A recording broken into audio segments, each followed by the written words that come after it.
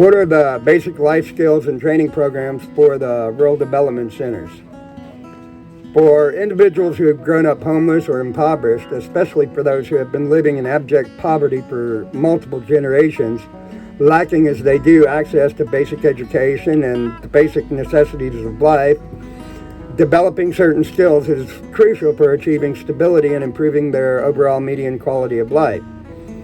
These skills should help them to navigate everyday challenges, to secure gainful employment, and to build a foundation for future success. This is not to say that these people are incapable of understanding their own needs, but merely that if and when they are reintroduced into modern society, there will be additional challenges some of them may not be adequately prepared to deal with. There are proponents in the U.S. and other industrialized nations who sincerely believe that just providing the homeless with homes would somehow magically and instantly solve all their problems. Sadly, nothing meaningful in life or lasting is ever so easily resolved. One of the first things people need to understand is the difference in the educational system. In the U.S., a university is a collection of colleges, and the citizenry is constantly reminded how most of the world has college degrees and a college education. In Korea, just as one example, it is generally considered to be an insult if you ask someone if they went to college. Why? Because in many parts of the world, what is known as college in the United States would be equivalent to a high school, though this is being changed in the Philippines at present.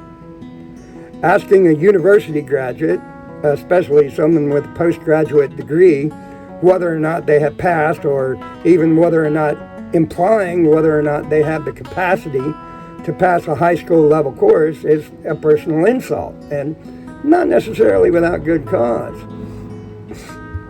A basic college degree or high school diploma for the readers in the U.S. is also required for the purpose of attaining gainful employment.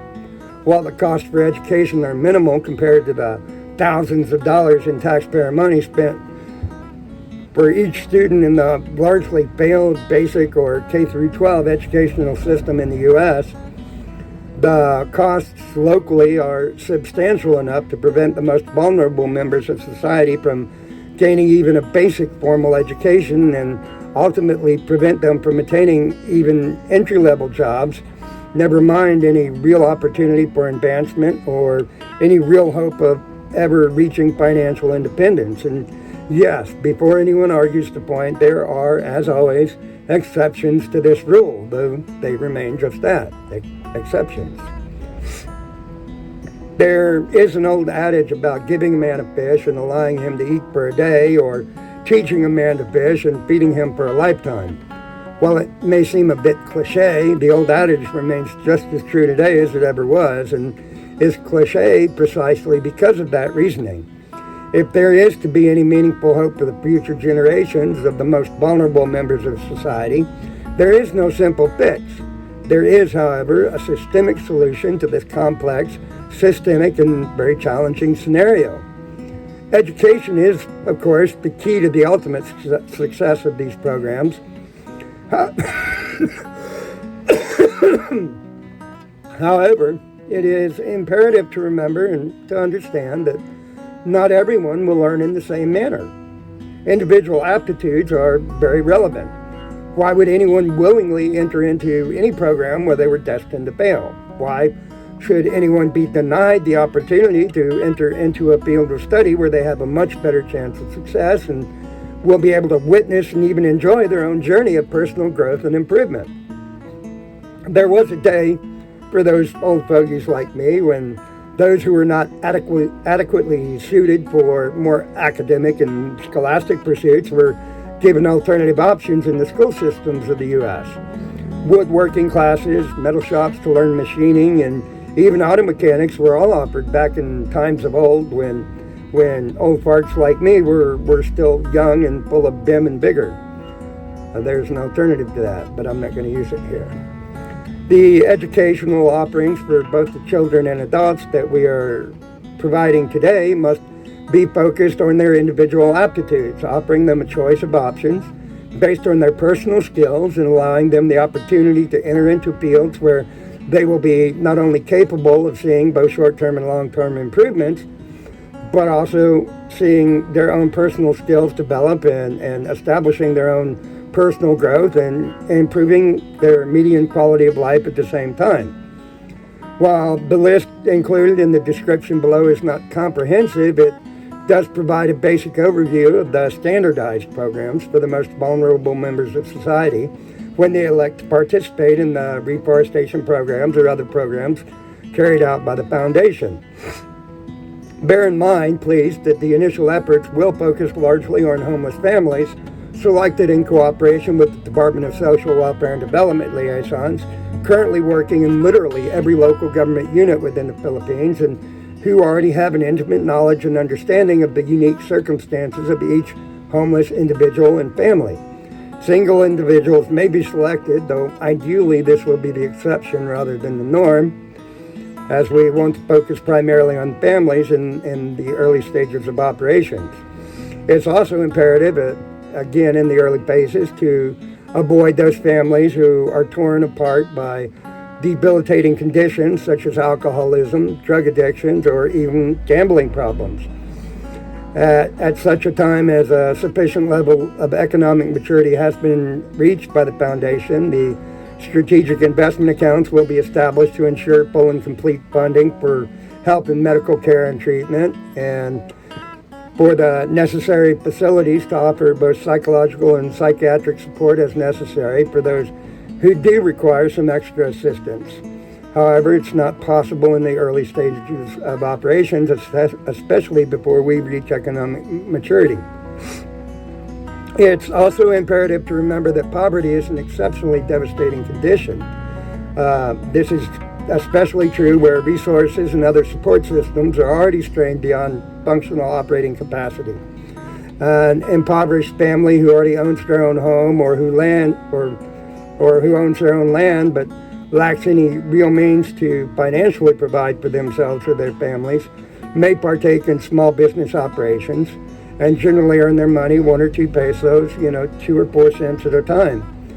However, when livestock or agricultural crops are harvested, the lack of access to modern amenities prevents them from safely handling or storing the harvest, and they will also need to sell everything immediately, generally at a discounted price, to sell it quickly enough to avoid risking the risk of losing everything because they don't have the proper facilities for storage.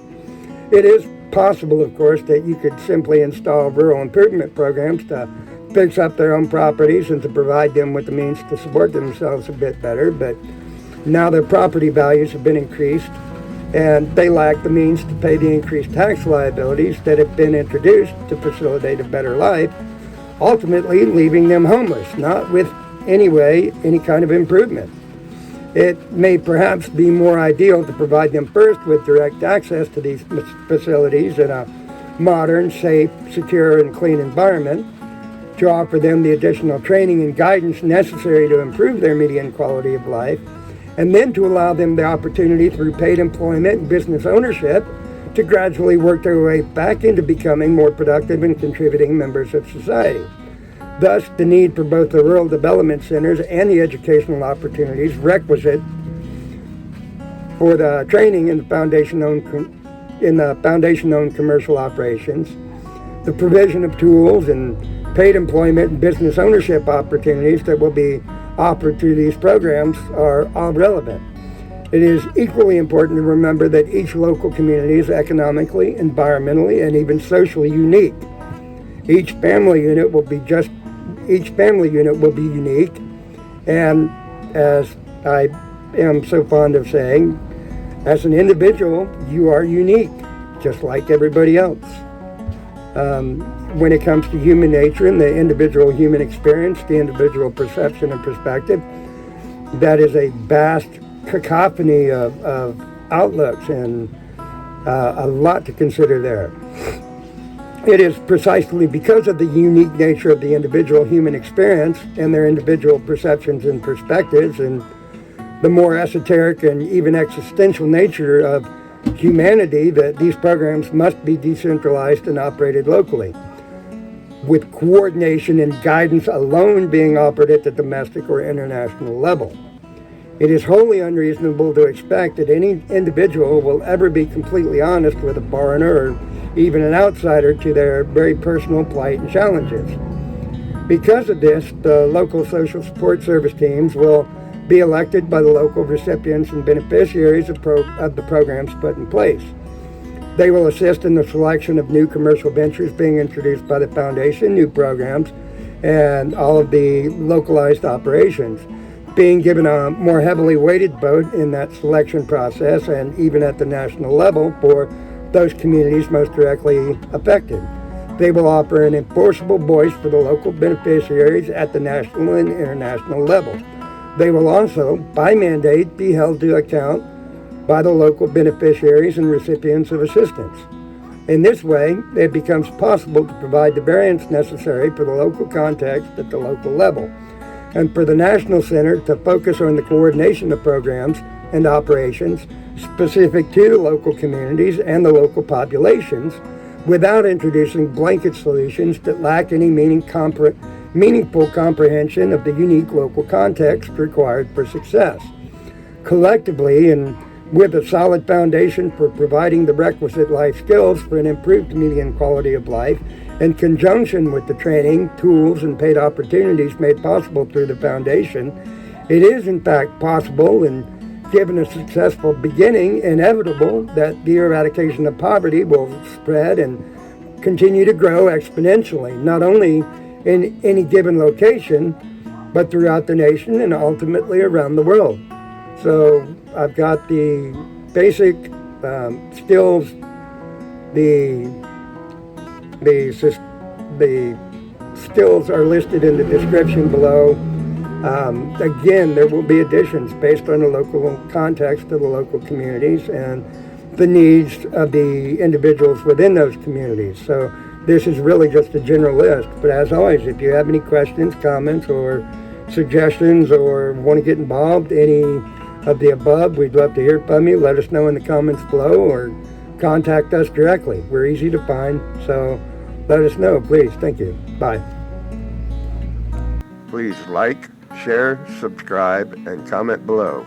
Music by Hatman.